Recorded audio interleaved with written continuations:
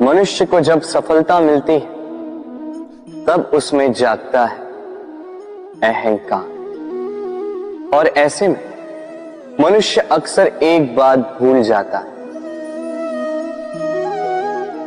झुकना। सोचता है कि मैं किसी के समक्ष क्यों झुकूं? और ऐसा इसलिए होता है क्योंकि मनुष्य एक महत्वपूर्ण बात भूल जाता है कि संसार में, इस जीवन में उसने जो भी प्राप्त किया है झुककर प्राप्त किया। बालपन में चलना सीखा तो इस धरा पर झुककर, गिरकर। बड़ों का आशीष लिया तो झुककर। किसान को फसल काटने के लिए झुकना पड़ता, कुएं से पानी निकालने के लिए पात्र को झुकना पड़ता है। भगवान से आशीर्वाद प्राप्त करने के लिए उनके समक्ष झुकना पड़ता है। आंधियों में वृक्ष सुरक्षित कैसे रहते? झुककर।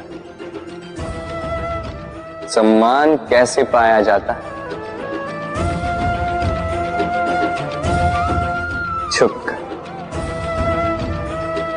किसी के समक्ष झुकने का अर्थ स्वयं का आत्मसम्मान खो देना नहीं, उसका अर्थ होता है विनम्र। हम मनुष्य हैं और इस आकाश की ऊंचाइयों तक पहुंचने के लिए हमें किसी पक्षी की भांति पंखों की आवश्यकता नहीं। बस जितना झुकेंगे उतना ही ऊपर उठेंगे। राधे राधे। आप इस संसार में ऐसे कई लोगों को जानते होंगे जिन्हें आप स्वार्थी मानते हैं, जो आवश्यकता पड़ने पर ही आपको स्मरण करते हैं, अन्यथा वर्षों तक कहीं दिखाई भी नहीं देते, किंतु जैसे ही उनकी आपके सहायता की आवश्यकता पड़ती है हाथ जोड़कर आपके सामने सज्ज रहते। बड़ा क्रोध आता है ना इनको, मन खिन्न हो जाता, मन से ये स्वर निकलता है कि इस व्यक्ति की सहायता न करें, किंतु ऐसा कभी मत कीजिए। आप सोचेंगे क्यों कह रहा हूं मैं ऐसा? स्मरण रखिएगा, दीपक का स्मरण व्यक्ति केवल तभी करता है जब अंधकार गहरा हो जाता है। उसे स्वार्थी मानकर स्वयं व्याकुल ना हो, स्वयं को दीपक मानकर आनंदित होइए।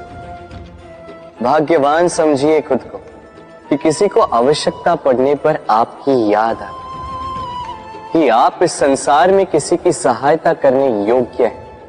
इस जीवन में किसी के स्वार्थी होने से स्वयं का दृष्टिकोण न बदले, बस ये दृष्टि रखिए